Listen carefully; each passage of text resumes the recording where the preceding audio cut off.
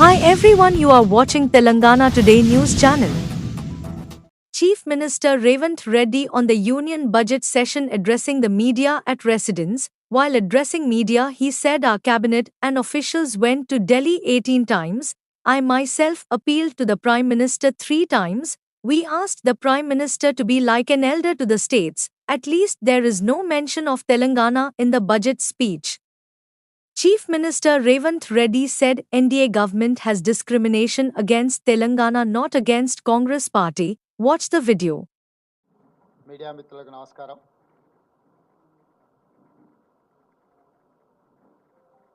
Fan బంద్ చేయాలి.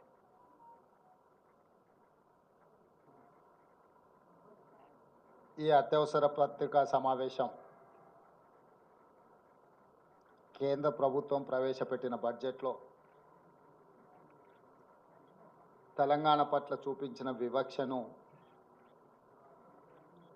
ప్రజలకు వివరించడానికి ఏర్పాటు చేసిన పత్రికా సమావేశం. ఇందులో సహచర మంత్రివర్గ సభ్యులు దామోదర్ రాజనరసింహ గారు, పొన్నం ప్రభాకర్ గారు, పొంగులేటి శ్రీనివాసరెడ్డి గారు, సీతక్క, వేం నరేందర్ రెడ్డి గారు, డాక్టర్ రోహిన్ రెడ్డి గారు ఈ పత్రికా సమావేశంలో పాల్గొని ఈరోజు కేంద్ర ప్రభుత్వం ప్రవేశపెట్టిన వికసిత్ భారత్ 2047 బడ్జెట్లో తెలంగాణ రాష్ట్రం పట్ల వివక్ష ప్రదర్శించడం కాదు, కక్షాపూరితంగా వ్యవహరించడంగా తెలంగాణ రాష్ట్ర ప్రజలు భావిస్తున్నారు. మా ప్రభుత్వం, మా మంత్రివర్గ సహచరులు 18 సార్లు ఢిల్లీకి వెళ్ళి ప్రధానమంత్రి, హోంశాఖ మంత్రి, ఇతర మంత్రులను, ప్రభుత్వ ఉన్నతాధికారులను కలిసి రాష్ట్ర పునర్విభజన చట్టంలో పొందుపరిచిన,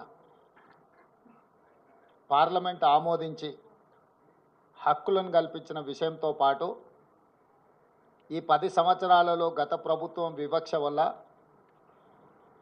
గత ప్రభుత్వం యొక్క అసమర్థత వల్ల జరిగిన నష్టాన్ని కూడా సవరించి తెలంగాణ రాష్ట్రానికి అవసరమైన నిధులను విడుదల చేయాలి అని చెప్పి మేము ప్రయత్నం చేసినాం.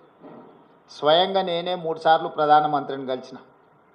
మొదటిసారి తెలంగాణ రాష్ట్రంలో ప్రభుత్వం ఏర్పడిన వెంటనే నేను, ఉప ముఖ్యమంత్రి బట్టి విక్రమార్క గారు ప్రధానమంత్రి గారిని కలిసి ఎన్నికలు ముగిసిపోయినాయి, వివక్ష లేని, వివాదాలు లేని సత్సంబంధాలను రాష్ట్ర కేంద్ర ప్రభుత్వాల మధ్యలో నెలకొల్పి అభివృద్ధికి ఒకరికొకరం సహకరించుకొని ముందుకు వెళ్తామని మొదటిసారి కలిసి చెప్పడం జరిగింది. రెండవసారి నరేంద్ర మోడీ గారు తెలంగాణ రాష్ట్ర పర్యటనకు వచ్చినప్పుడు ఆదిలాబాద్లో నేనే స్వయంగా వెళ్ళి వారికి స్వాగతం పలికి ఆ రోజు ఒక అడుగు నేను ముందుకు వేసి, ఈ దేశంలో ప్రధానమంత్రి పెద్దన్న లాంటి వాడు, మీరు పెద్దన్నలాగా వ్యవహరించాల్సిన అవసరం ఉన్నది. రాష్ట్రాల అభివృద్ధి జరగాలి అని అంటే నిధుల కేటాయింపులతో పాటు అనుమతులు వేగంగా ఇవ్వాలి. తెలంగాణ రాష్ట్ర ముఖ్యమంత్రిగా ప్రధానమంత్రిని పెద్దన్నగా మేము భావిస్తున్నాము. పెద్దన్న పాత్ర మీరు పోషించండి అని చెప్పి ఒక అడుగు ముందుకేసి చెప్పడం జరిగింది. ఆ తర్వాత జాతీయ ఎన్నికల తర్వాత నరేంద్ర మోడీ గారు 3వసారి ప్రధానమంత్రిగా బాధ్యత స్వీకరించిన తర్వాత ఇప్పటి బడ్జెట్లో తెలంగాణ రాష్ట్రానికి అవసరమైన నిధులను, అవసరమైన ప్రణాళికను పొందుపరిచి తద్వారా తెలంగాణ రాష్ట్రానికి సహకరించమని చెప్పి 3వసారి ఢిల్లీకి వెళ్ళి ప్రధానమంత్రి గారిని కలవడం జరిగింది. అన్ని సందర్భాలలో బేసిజాలకు తావు ఇవ్వకుండా, అనవసరమైన వివాదాలకు అవకాశం ఇవ్వకుండా, ఈ దేశ ప్రధానమంత్రి వివిధ రాష్ట్రాల ముఖ్యమంత్రులకు పెద్దన్నలాగా ఉండాలి, మిమ్మల్ని మేము పెద్దన్నగా భావిస్తున్నాం, మా రాష్ట్రానికి చాలా సంవత్సరాలుగా వివక్ష జరుగుతున్నది కాబట్టి ఈ వివక్షను తొలగించి మా నిధులు కేటాయించండి అని వారిని కలిసి చెప్పడం జరిగింది. కేంద్ర ప్రభుత్వంలో ఉన్న మంత్రులందరినీ కూడా కలిసి విజ్ఞప్తి చేయడం జరిగింది. కానీ ఈరోజు వికసిత్ భారత్ 2047లో 48,21,000 కోట్ల రూపాయలతోని బడ్జెట్లు ప్రవేశపెట్టి, అదేవిధంగా బడ్జెట్ మొత్తం సారాంశాన్ని చూస్తే మొత్తం బడ్జెట్లో తెలంగాణ అనే పదాన్ని నిషేధించిండ్రు. తెలంగాణ అనే పదాన్ని కూడా పలకడానికి కేంద్ర ప్రభుత్వము ఇష్టపడడం లేదు. 10వ బడ్జెట్ సమావేశాల సందర్భంగా ప్రధానమంత్రి గారు తెలంగాణ రాష్ట్ర ఏర్పాటు ప్రక్రియను తప్పుపట్టినప్పుడు, తెలంగాణ రాష్ట్ర ఏర్పాటు ప్రక్రియనే పార్లమెంటు విధి విధానాలు ఉల్లంఘించి ఏర్పడింది అని అన్నప్పుడు వారి మనసులో ఇంత కక్ష ఉంది తెలంగాణ పట్ల అనేది తెలంగాణ ప్రజలు ఊహించలేదు. వారు మొదటి నుంచి ఎందుకో తెలంగాణ పట్ల వివక్ష కాదు కక్ష చూపిస్తున్నట్టుగా అనిపిస్తుంది. గతంలో కేంద్రంలో ఉండే ప్రభుత్వాలకు ప్రతిపక్ష పార్టీలు అధికారంలో ఉన్న రాష్ట్రాల పట్ల వివక్ష చూపిస్తారని చర్చ జరిగితే అది ఎట్లుంటుందో మాకు అర్థం కాలేదు. కానీ ఇప్పుడు నరేంద్ర మోడీ గారి ప్రభుత్వము వివక్ష కాదు కక్షాపూరితంగా తెలంగాణ ప్రజల పట్ల వ్యవహరించింది అని చెప్పి స్పష్టంగా మా ప్రభుత్వం భావిస్తున్నది. ఏపీ పునర్విభజన చట్టంలో భాగంగా ఆంధ్రప్రదేశ్కు రాజధాని నిర్మించడానికి, ఆంధ్రప్రదేశ్కు పోలవరం నిర్మించడానికి, ఆంధ్రప్రదేశ్లో వెనుకబడిన జిల్లాలకు నిధులను కేటాయించడానికి, ఎన్ని రకాలుగా ఆంధ్రప్రదేశ్కు నిధులను కేటాయించాలనో అన్నిటికీ ఆంధ్రప్రదేశ్ పునర్విభజన చట్టాన్ని ప్రస్తావిస్తూ ఆ నిధుల కేటాయించడానికి ఒక అవకాశంగా తీసుకున్నారు. ఆంధ్రప్రదేశ్కి ఇచ్చే నిధులను ఆంధ్రప్రదేశ్కు ఎందుకు ఇస్తున్నారని మేము అడగడం లేదు. పునర్విభజన చట్టంలో భాగంగా ఆంధ్రప్రదేశ్కు నిధులు ఇచ్చినప్పుడు పునర్విభజన చట్టంలో భాగంగా తెలంగాణకు నిధులు ఇవ్వాలన్న బాధ్యత కేంద్ర ప్రభుత్వానికి లేదా? అదే ఆంధ్రప్రదేశ్ పునర్విభజన చట్టంలో బయ్యారం ఉక్కు కర్మాగారం ఉంది, కాజీపేట రైల్వే కోచ్ ఫ్యాక్టరీ ఉంది, సాగునీటి ప్రాజెక్టులలో పాలమూరు రంగారెడ్డి ఎత్తిపోతలకు కేంద్ర ప్రభుత్వం పోలవరంకి ఏ విధంగా నిర్మాణానికి సహాయం అందిస్తున్నారో ఆ విధంగా నిధులను కేటాయించాలన్న ఆలోచన కానీ, అదేవిధంగా గిరిజన యూనివర్సిటీ 10 సంవత్సరాల తర్వాత ఇప్పుడు మొదలైన ములుగులో దాని నిధుల విషయంలో కానీ, అదేవిధంగా మేము స్పష్టంగా ప్రధానమంత్రి గారిని కలిసి మీకు నమోమి గంగే ప్రాజెక్టు లాగానో సబర్మతి రివర్ ఫ్రంట్ లాగానో మీ గుజరాత్కు మీ ప్రాంతాలకు ఏ విధంగా అయితే మీరు నిధులను కేటాయించుకున్నారో ఆ విధంగా మూసీ రివర్ డెవలప్మెంట్ ఫ్రంట్కు నిధులు కేటాయించమని చెప్పి మేము అడగడం జరిగింది. విశ్వనగరంగా విస్తరిస్తున్న 5 ట్రిలియన్ ఎకానమీ అని పదే పదే చెప్పే నరేంద్ర మోడీ గారు మీ ఆలోచన ఈ దేశం 5 ట్రిలియన్ ఎకానమీకి చేర్చుకోవాలంటే భారతదేశంలో 5 మహానగరాలలో హైదరాబాద్ నగరం ఒకటి. ఈ హైదరాబాద్ నగరానికి మెట్రో విస్తరించడం ద్వారా ఇక్కడ మౌలిక వసతుల యొక్క అభివృద్ధిని చేయడం ద్వారా విదేశాల నుంచి పెట్టుబడులను ఆకర్షించి లక్షలాది మంది నిరుద్యోగ యువకులకు ఉద్యోగ ఉపాధి అవకాశాలు కల్పిస్తే దేశం యొక్క ఎకానమీ పెరుగుతుంది అని చెప్పి వారికి చెప్పడం జరిగింది. కానీ మెట్రోకు కానీ మూసీ రివర్ డెవలప్మెంట్ ఫ్రంట్ విషయంలో కానీ RRR రీజనల్ రింగ్ రోడ్ విషయంలో కానీ ఏ విషయంలో కూడా ఈ బడ్జెట్లో ఒక్క రూపాయి కూడా తెలంగాణకు ఇవ్వడానికి ప్రయత్నం చేయలేదు. ఆనాడు యూపీఏ ప్రభుత్వంలో కేటాయించిన ITIR కారిడార్ను గతంలో తెలంగాణ అధికారంలో ఉన్న ప్రభుత్వము కేంద్ర ప్రభుత్వం ఇద్దరు వివక్ష వల్ల ITIR కారిడార్ను మరుగున పడిపోయింది. ITIR కారిడార్ వస్తే పెట్టుబడులు వస్తాయి, పెట్టుబడులతో పాటు IT రంగ నిపుణులకు వేలాది లక్షలాది ఉద్యోగాలు వస్తాయి, మీరు దానికి సంబంధించిన కార్యాచరణను కూడా చేపట్టండి అని చెప్పి కేంద్ర ప్రభుత్వానికి మేము విజ్ఞప్తి చేసినాం. ఈరోజు ITIR కారిడార్ గురించి ఎక్కడ ప్రస్తావన లేదు. ఈరోజు రైతులను ఆదుకోవడానికి ఒక ప్రత్యేక కార్యాచరణ ఏది తెలంగాణ రాష్ట్రానికి ఇవ్వలేదు. ఎడ్యుకేషన్ పట్ల కానీ, ఇరిగేషన్ పట్ల కానీ, హెల్త్ పట్ల కానీ, ఎంప్లాయ్మెంట్ పట్ల కానీ ఏ ఒక్క అంశంలో కూడా కేంద్ర ప్రభుత్వము తెలంగాణ యొక్క అభివృద్ధి కోసము ఆలోచన చేయలేదు. ఈరోజు సబ్కా సాత్ సబ్కా వికాస్ అనేదైతే ఉందో ఈ స్లోగన్ బోగస్ అని చెప్పి బీజేపీ నిరూపించింది. వికసిత్ భారత్ అనే దాంట్లో తెలంగాణ భాగం కాదు అని ప్రధానమంత్రి గారు అనుకుంటున్నట్టుగా ఉన్నది.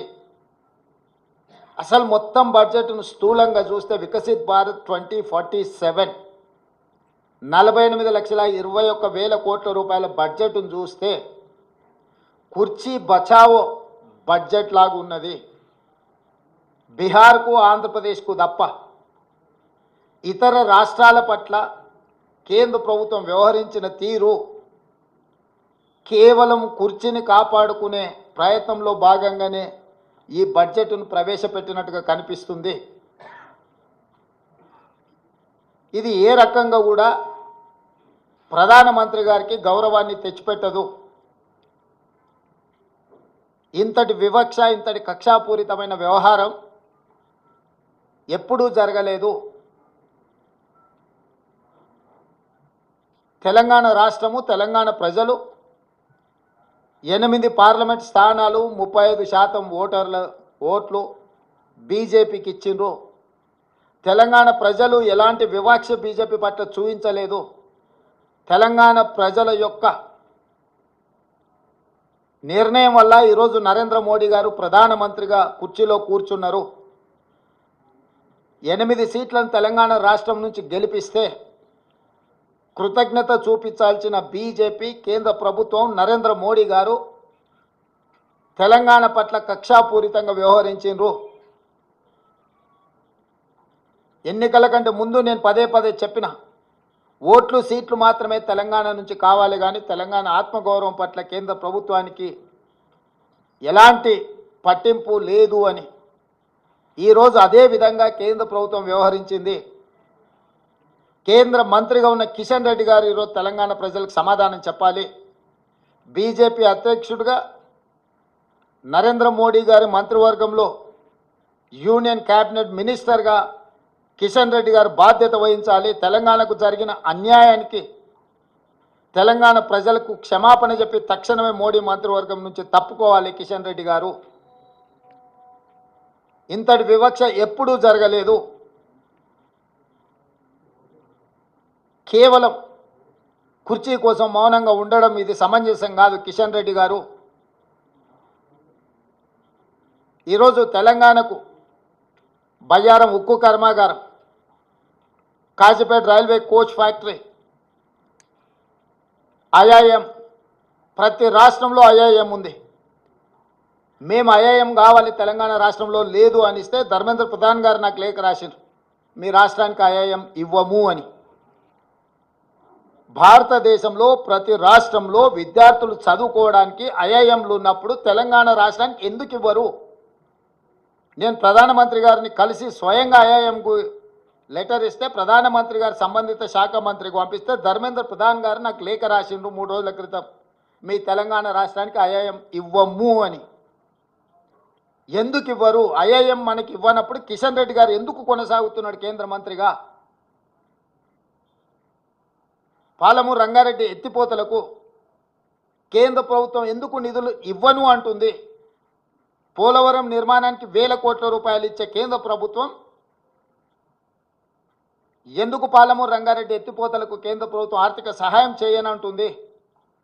అమరావతి నిర్మాణానికి 1000 కోట్ల రూపాయలు ఇస్తా అంటున్న కేంద్ర ప్రభుత్వం హైదరాబాదు నగరంలో మెట్రో విస్తరణకు కానీ, మూసీ రివర్ డెవలప్మెంట్ ఫ్రంట్కు కానీ, రీజనల్ రింగ్ రోడ్ కోసం కానీ, వరంగల్లో ఆదిలాబాదులో ఏర్పాటు చేయాలనుకుంటున్న ఎయిర్పోర్టులకు ఎందుకు ప్రత్యేకంగా నిధులు ఇవ్వరు అని చెప్పి కేంద్ర ప్రభుత్వాన్ని తెలంగాణ రాష్ట్ర ప్రభుత్వం ప్రశ్నిస్తున్నది.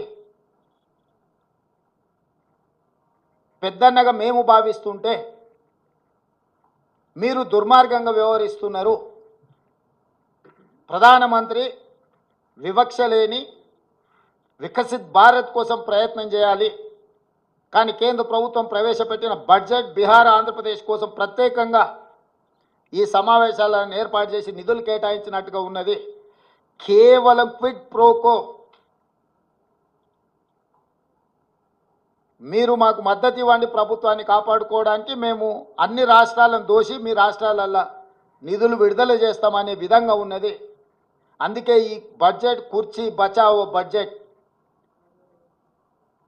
కుర్చీ లాలూచిలో, ప్రధానమంత్రి లాలూచిలో బీజేపీ తెలంగాణ ప్రజల యొక్క హక్కులను, తెలంగాణ రాష్ట్ర అభివృద్ధిని కాలరాస్తున్నది. ఇది ఏమాత్రం ఇక్కడి ప్రజలు సహించరు, మా ప్రభుత్వం ఊరుకోదు. మా నిరసనను తప్పకుండా పార్లమెంట్ బడ్జెట్ సమావేశాలలో మా పార్లమెంట్ సభ్యులు ప్రధానమంత్రికి తెలియజేస్తారు.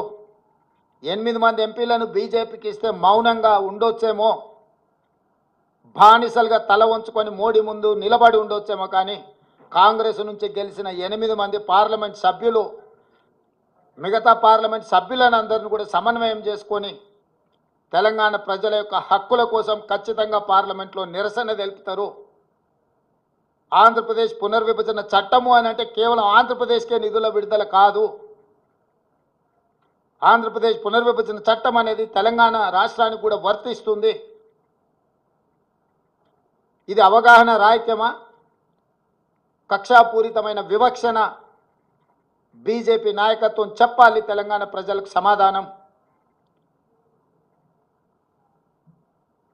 మేము ఎంత ఫ్రెండ్లీగా ఉండడానికి ప్రయత్నం చేసినా, ఎంత కేంద్ర ప్రభుత్వం నుంచి సహకారాన్ని పొందాలని మేము చేస్తున్న ప్రయత్నాలు ఏవి, ఇది తెలంగాణ ప్రజల చేతగానితనం కాదు, ఇది తెలంగాణ ప్రజల యొక్క మంచితనం.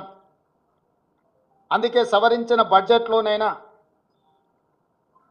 నిర్మలా సీతారామన్ గారికి అవకాశం ఉంది.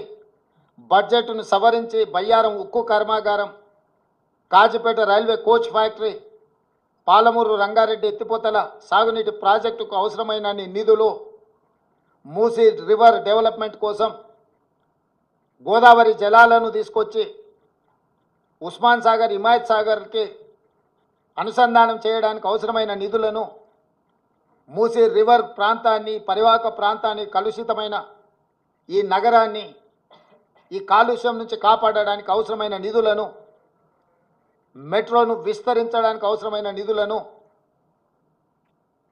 ఫార్మా రంగంలో ఫార్మా విలేజ్లను ఏవైతే నిర్మించాలనుకుంటున్నామో దానికి సంబంధించిన ఇన్ఫ్రాస్ట్రక్చర్ కోసం అవసరమైన నిధులను సవరించిన బడ్జెట్లో పెట్టి వ్యవహరిస్తున్న విధానాన్ని మార్చుకొని కక్షలు వివక్షలు పక్కన పెట్టి తెలంగాణ రాష్ట్ర అభివృద్ధికి సహకరించాలి. అట్లా కాకుండా వ్యవహరిస్తే భారతీయ జనతా పార్టీకి తెలంగాణ రాష్ట్రంలో నూకలు చెల్లినట్టే. ఉపన్యాసాలు ఇవ్వడం కాదు కిషన్ రెడ్డి గారు, ఢిల్లీ నుంచి ఏం నిధులు తెచ్చినావు ప్రజలకు జవాబు చెప్పు. మీ చేతగానితనం, మీ బలహీనత, మీ మౌనము, మీ బానిస మనస్తత్వము తెలంగాణకు తీరని అన్యాయం చేస్తుంది. మోడీ గారు ప్రధానమంత్రి పదవి కోసము 48,21,000 కోట్ల రూపాయలను బీహార్కు, ఆంధ్రప్రదేశ్కు తాకట్టు పెట్టినట్టు కేంద్ర మంత్రి పదవి కోసం కిషన్ రెడ్డి తెలంగాణ హక్కులను మోడీ గారి దగ్గర తాకట్టు పెట్టి తెలంగాణకు అన్యాయం చేస్తున్నాడు. అందుకే రేపటి జరగబోయే శాసనసభ సమావేశాలలో ప్రశ్నోత్తరాల సమయం పూర్తి అయిన వెంటనే మా లెజిస్లేటివ్ అఫైర్స్ మినిస్టర్ మిత్రుడు శ్రీధర్ బాబు గారికి నేను సూచన చేస్తున్నా, ఈ వివక్షను, ఈ కక్షాపూరితమైన వ్యవహారాన్ని తిరస్కరిస్తూ తెలంగాణ హక్కులను కాపాడడానికి శాసనసభలో చర్చించి తీర్మానం చేసి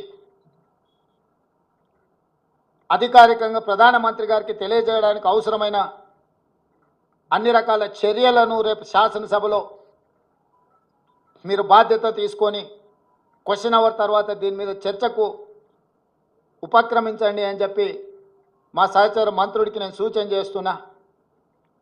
ఈ వివక్ష మంచిది కాదు.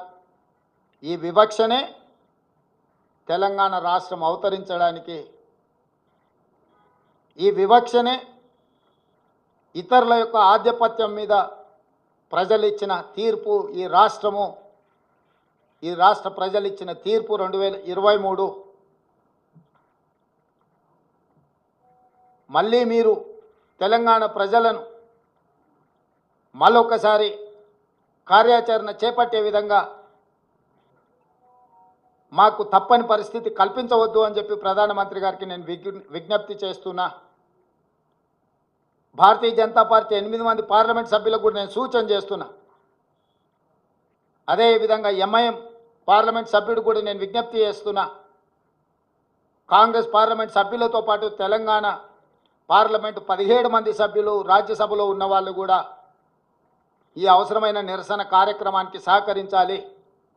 మీ చిత్తశుద్ధిని నిరూపించుకోవాలి.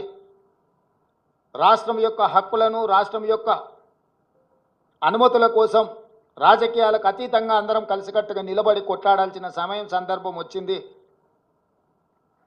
కాబట్టి ఈరోజు తెలంగాణ రాష్ట్రానికి బడ్జెట్లో తీరని అన్యాయం జరిగింది. నరేంద్ర మోడీ గారు వివక్షపూరితంగా కక్ష సాధింపు చర్యలకు పాల్పడుతున్నాడు తెలంగాణ ప్రజల పట్ల. దీన్ని తీవ్రంగా కాంగ్రెస్ పార్టీ, మా ప్రభుత్వము ఖండిస్తుంది. దీనికి సంబంధించిన కార్యాచరణ అటు పార్లమెంటులోనూ ఇటు శాసనసభలోనూ తప్పకుండా నిరసన కార్యక్రమం చేపట్టడం జరుగుతుంది.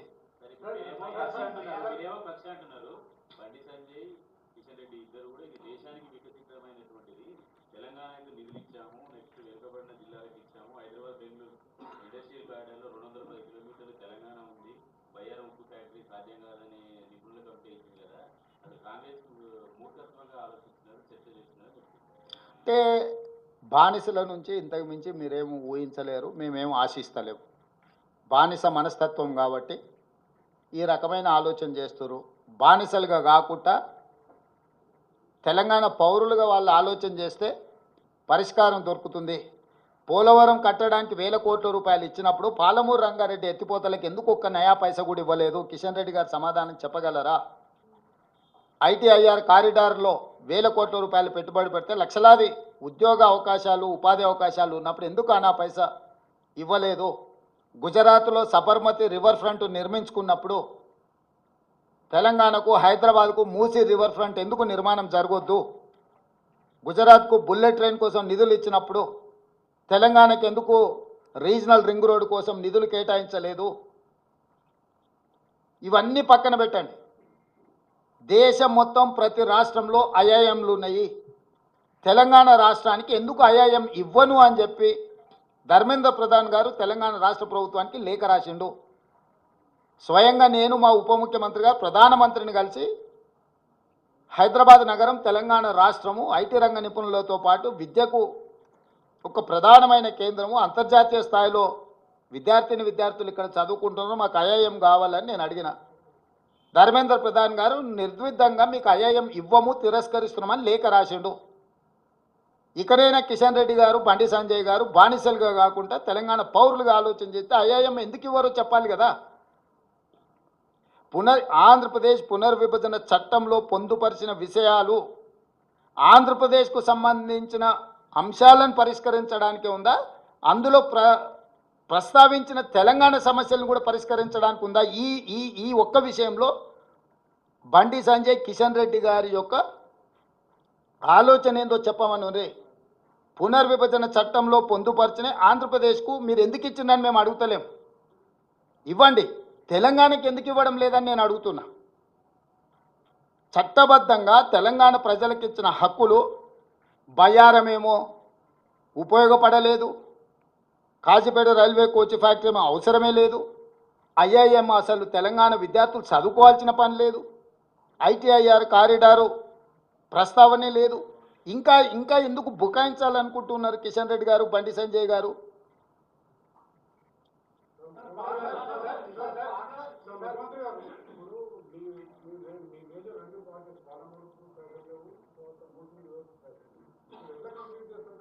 డెఫినెట్గా చేస్తాం. మా ప్రణాళికలు మాకు ఉంటాయి. దయాదాక్షిణ్యాల మీద ఈ రాష్ట్రం ఏర్పడి లేదు. మా సొంత ఆలోచనలు, విధానాలు, నిధుల సేకరణకు అవసరమైన కార్యాచరణ మా దగ్గర ఉంది. కానీ మా లెజిటిమేట్ రైట్ కేంద్ర ప్రభుత్వం నుంచి మా హక్కుల కోసం మేము కొట్లాడుతున్నాము. మా హక్కును కాలరాయడము, మా పట్ల వివక్ష చూపించడము, మా పట్ల కక్షాపూరితంగా వ్యవహరించడాన్ని మేము నిరసన తెలుపుతున్నాము.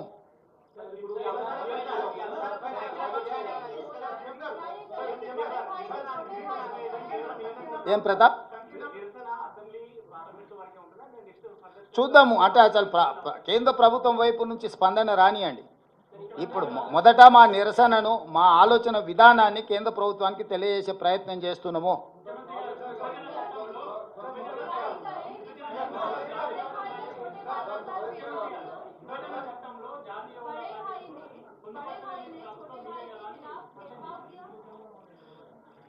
हम लोग समझ रहा है प्रधानमंत्री हर प्रदेश के मुख्यमंत्री का बड़ा भाई, मगर बड़ा भाई जो कुर्सी पे बैठा है वो बड़ापन नहीं दिखा रहा है. उनके लिए खाली कुर्सी बचाने के लिए इस बजट को इस्तेमाल किए. ये एनडीए का मतलब नायडू नीतीश डिपेंडेंट अलायंस. आज के तारीख में नरेंद्र मोदी जी एनडीए का मतलब भी और कुछ कहना चाह रहा है. नायडू नीतीश डिपेंडेंट अलायंस सब सारे बजट बिहार और आंध्र प्रदेश को देकर कुर्सी बचाने के लिए प्रधानमंत्री जी कोशिश कर रहा है. हर किस तेलंगाना की जनता माफ नहीं करते भारतीय जनता पार्टी को. 8 सीट दिया हुआ है तेलंगाना से, मगर ये 8 एमपी लोग बॉन्डेड लेबर जैसा मोदी के सामने सर झुका के जीने के लिए कोशिश कर रहा है. हर तेलंगाना के जनता ये सब सारे देख रहा है, आंखों के सामने दिख रहा है. इसीलिए हम लोग तेलंगाना के ओर से जो Andhra Pradesh state reorganisation act में जो कानून बनाया, Bayyaram steel factory, Kazipet railway coach factory, triple IT, IIM, Palamuru Rangareddy lift irrigation के बजट और बाकी के जितने सारे कानून में लागू किए सब सारे हम लोग मांग रहा है. ये किसी का मेहरबानी नहीं है, ये हमारा हक है. पहले से हम लोग ये कह रहे हैं कि केंद्रीय सरकार को तेलंगाना सरकार ने 1 रुपये टैक्स के पेमेंट किए तो 43 पैसा हम लोगों को मिल रहा है, मगर बिहार को तो 7 रुपये मिल रहा है. 1 रुपये बिहार से टैक्स अगर कलेक्शन हुए तो बिहार को 7 रुपये मिल रहा है, उत्तर प्रदेश को 6 रुपये मिल रहा है. क्यों ये विवक्षा?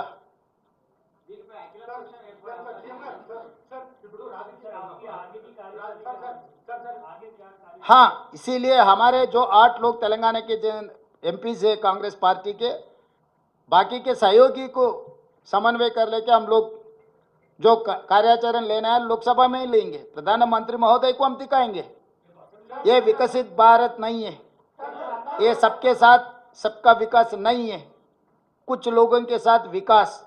वो विकास इसीलिए किसी के लिए कुर्सी बचाने का काम में लग गए, किसी ने माल उठाने में लग गए.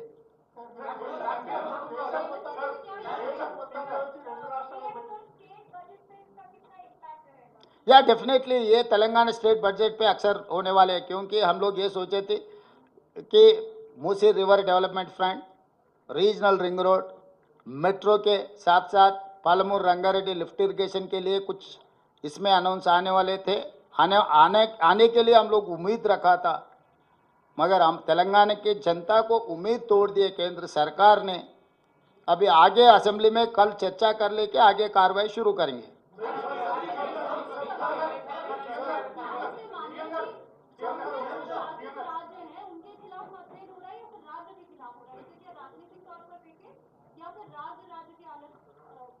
नहीं, अभी कुर्सी बचाने में लग गए. ये कुर्सी बचाओ बजट इसीलिए बिहार आंध्र प्रदेश को ज़्यादा दे दिए कि अभी ये NDA dependent on Bihar and Andhra Pradesh. That is how they allocated funds to Bihar and Andhra Pradesh. We are not opposing allocating to Bihar and Andhra Pradesh. हम लोगों की मांग एक ही है, क्यों तेलंगाना को नहीं दिए?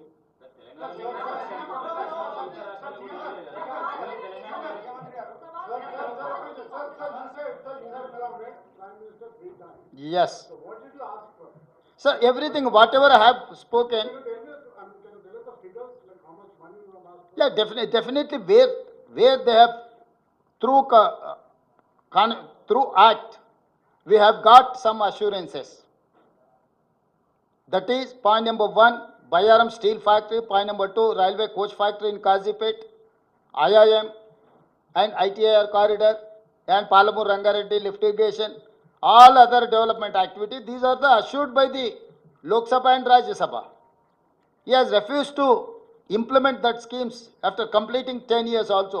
And whereas he has mentioned Andhra Pradesh Reorganization Act in this budget, saying that he is allocating to Polavaram funds, he is allocating to Amaravati capital city funds, he is allocating something to Andhra Pradesh. Whereas Telangana, same act has given some assurances to Telangana. Why he has refused to implement that? That is what we are asking. We are not asking less or more. We are asking our legitimate right. We are demanding that, Mr. Prime Minister, please implement our assurances. You cannot ignore just like that. If you don't have any political connection or personal connection or emotional connection with the Telangana people, okay, people will say, tomorrow what is going to happen, you see.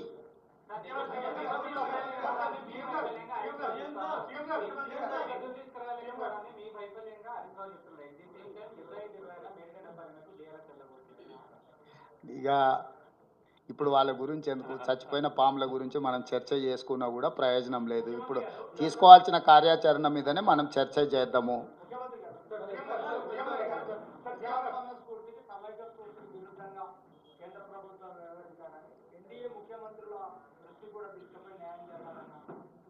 అంటే నేను అనేది NDA ముఖ్యమంత్రుల వీళ్ళ వాళ్ళ కాదు, ఒక రాష్ట్రానికి రావాల్సిన నిధులు. నేను వాస్తవంగా దక్షిణాది ముఖ్యమంత్రుల సమావేశాన్ని ఏర్పాటు చేసి రాబోయే రోజుల్లో దక్షిణాదికి జరుగుతున్న అన్యాయం విషయంలో చర్చించాలనుకున్నా.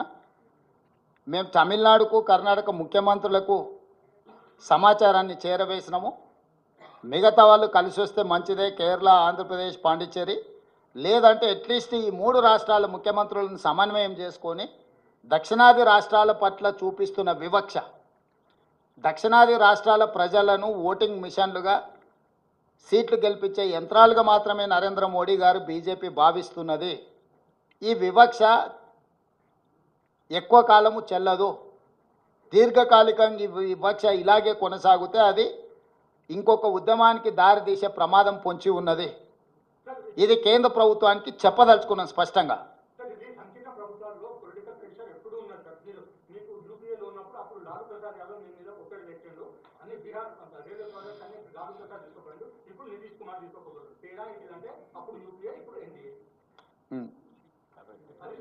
Good question.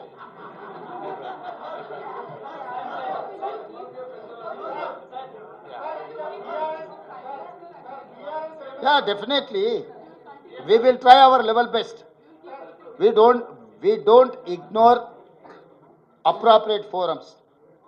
Prime Minister is the important person or responsible person to sanction budget or permissions.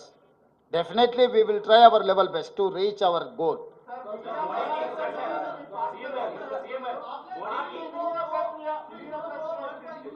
हाँ,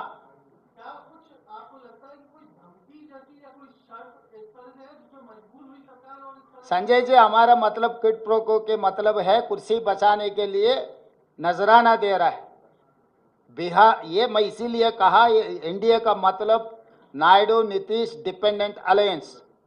सो प्रधानमंत्री कुर्सी बचाने के लिए बिहार और आंध्र प्रदेश को ज़्यादा पैसे देने के लिए कोशिश कर रहा है. This is called quid pro quo. तो इसीलिए हम लोग ये कह रहे हैं कि हम लोग खामोश बैठने वाले नहीं हैं. हम इन लोगों में नहीं है कि मोदी जी के सामने, केंद्र सरकार के सामने सर झुक कर बैठने वाला नहीं है. हम लोग जो हक है, हक के लिए हम लोग लड़ेंगे.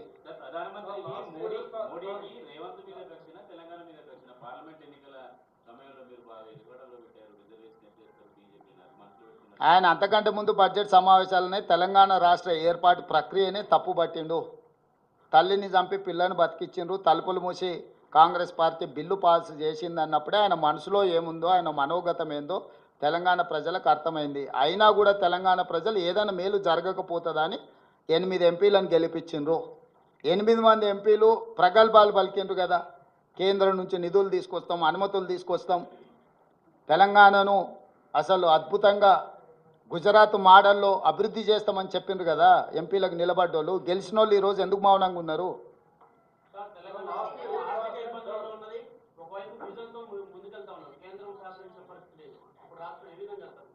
ఖచ్చితంగా విజన్తోనే వెళ్తాం ముందుకు. ఇప్పుడు కేంద్ర బడ్జెట్ గురించి మాట్లాడుకుందాం. కేంద్ర బడ్జెట్ గురించి ఏమన్నా ఉంటే అడగండి. ప్రమోద్.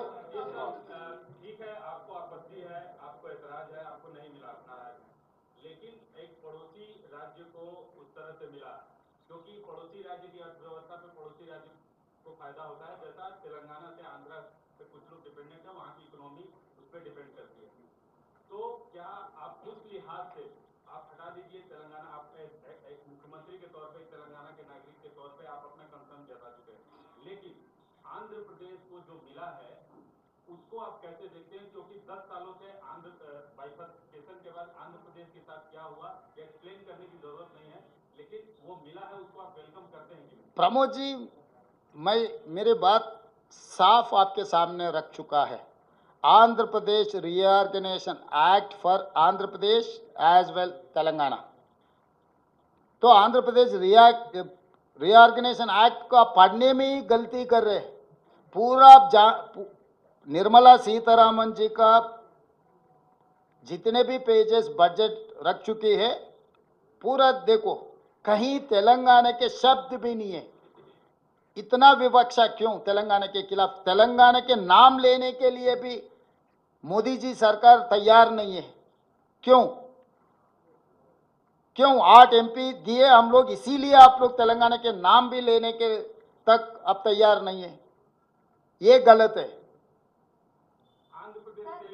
नहीं भाई, आंध्र प्रदेश को देने दो, बिहार को देने दो, और कोई प्रदेश राज्य को देने दो, हमको कोई एतराज नहीं, हमको कोई आपत्ति नहीं है। बगल में क्यों दिए, ऐसे विवक्षा की बात हम लोग नहीं कहते। हमारा हक हम मांग रहा है। हमारा हक मोदी जी या भारतीय जनता पार्टी ने नहीं छीन ले सकते। हमारे हक के लिए हम लोग लड़ रहा है। आप पीसीसी प्रेसिडेंट हैं, आपकी पार्टी की पीसीसी प्रेसिडेंट शर्मिला जी की भी यही राय है? हाँ, नो, शर्मिला जी को पूछना है, मुझे पूछे तो मैं क्या कहूँ। आप जानकारी करो शर्मिला जी से अभी क्या हो रहा है।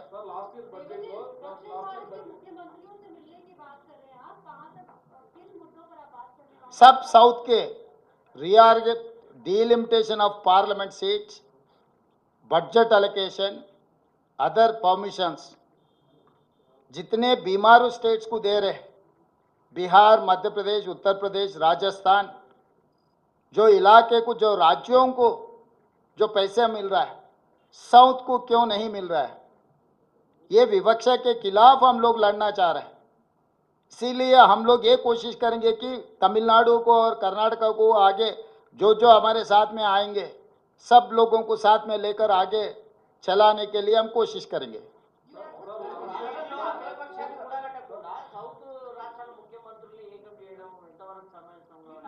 మీరు ఏం చేస్తే బాగుంటుంది అంటారు? మంచి సూచన చేశారు, చర్చ చేద్దాం.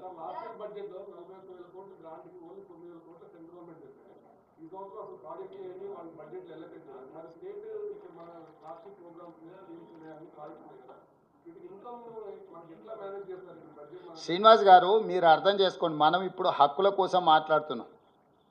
మన హక్కులు వాళ్ళు కాల రాసినంత మాత్రాన మనం చచ్చిపోతామని మీరు భావించకండి. బ్రతికుండడం ఎలాగో, అభివృద్ధి చెందడం ఎలాగో మాకు తెలుసు. 75 సంవత్సరాలలో దాదాపుగా 50 సంవత్సరాలుగా పైగా ఎన్నో వివక్షల్ని, ఎన్నో విపత్కర పరిస్థితులను ఎదుర్కొని పరిపాలనను అందించి దేశాన్ని ఆర్థిక సంక్షోభం నుంచి అభివృద్ధి పదం వైపు నడిపించింది కాంగ్రెస్ పార్టీ. ఈ సంక్షోభం నుంచి కూడా రాష్ట్రాన్ని బయటపడేసే ప్రణాళిక, వ్యూహం మా దగ్గర ఖచ్చితంగా ఉంది. కానీ ఈరోజు మేము మాట్లాడుతున్నది మా హక్కులను నరేంద్ర మోడీ గారు కాల రాసిండ్రు. నరేంద్ర మోడీ గారు హక్కులను కాల రాస్తుంటే కిషన్ రెడ్డి గారు మౌనంగా తల వంచుకొని మోడీ గారి బానిసలాగా వ్యవహరిస్తున్నారు 8 మంది బీజేపీ పార్లమెంట్ సభ్యులు. ఈ విషయాన్ని మీకు తెలంగాణ ప్రజలకు వివరించడానికి పత్రికా సమావేశం ఏర్పాటు చేయడం జరిగింది. దీనికి సంబంధించి రేపు శాసనసభలో పూర్తి స్థాయిలో చర్చకు పెడతాము. ఇంతకుముందు మిత్రులు అడుగుతున్నారు కదా, ఎవరు అందరినీ కూడగట్టాలని. శాసనసభలో చర్చ పెట్టడం అంటేనే అందరినీ కూడగట్టడం అని. సో రేపు ఎవరు ఎటువైపు ఉన్నారో, విలీనాల ప్రక్రియలో ఎవరు పాల్గొంటున్నారో, చీకటి ఒప్పందాలకు ఎవరు ప్రయత్నం చేస్తున్నారో, ఎవరిని ఎవరు కౌగిలించుకోవాలనుకుంటున్నారో, ఇవన్నీ కూడా పాలకు పాలు నీళ్ళకు నీళ్ళు రేపు శాసనసభలో ప్రశ్నోత్తరాల సమయం తర్వాత స్పీకర్ గారు అనుమతి తీసుకొని ఈ చర్చకు ముందుకు వెళ్తాము. ఆ చర్చలో అందరి రంగులు బయటపడతాయి. ఇక కలిసి వస్తారో కాలగర్భంలో కలిసిపోతారో నేను చెప్పలేను కదా. నేను అందరు కలిసి తెలంగాణ రాష్ట్ర హక్కులను సాధించుకున్నామని చెప్తున్నా. సభలో వాళ్ళ విధానం ఏందో వాళ్ళు చెప్పనియండి. అందుకే ఈరోజు సూచన చేస్తున్నా ప్రధాన ప్రతిపక్ష నాయకుడు మాజీ ముఖ్యమంత్రి చంద్రశేఖరరావు గారికి తెలంగాణ హక్కుల మీద, తెలంగాణ నిధుల మీద కేంద్ర ప్రభుత్వం మీద ఒత్తిడి తీసుకొచ్చి రాబట్టుకోవాలని ఏదైతే రేపు సభలో చర్చ జరగబోతుందో వారు శాసనసభకు వచ్చి చర్చలో పాల్గొని కేంద్ర ప్రభుత్వాన్ని నిలదీసి రాష్ట్రాన్ని నిధులను, రాష్ట్రానికి అవసరమైన అనుమతులను సాధించడానికి వారు కలిసి రావాలి.